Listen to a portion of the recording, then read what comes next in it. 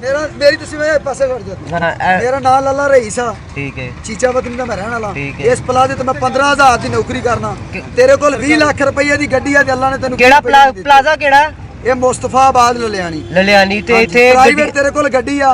गड्डियां कोलो तुसी अंदर एंट्री वास्ते किन्ने पैसे लेंदे हो? लल्ला 20 रुपए कार कोल लईदे ने। क्या सरकारी पर्ची है? हां जी सर, सरकार दे कोई टैक्स देंदे हो? सर असा इस दा ठेका दिता 16 केड़े 16 करोड़ दा ठेका दिता सर। पीएच 20 रुपए दे पीछे वीडियो बना रहे जे ना, बोल रहे ना। हां मेरा नाम रईसा चीचा वतन का मैं रहने वाला। सुन लिया गल ते आ सरकारी पर्ची है सारी? जी सर सरकारी पर्ची दी लिस्ट दिखाएगा मेनू?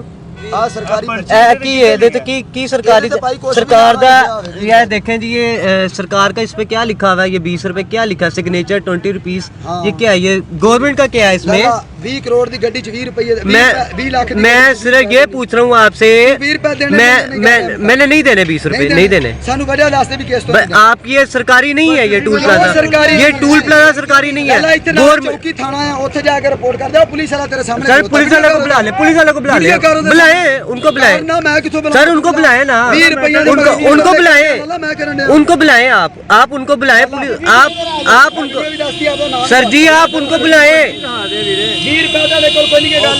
सर जी आप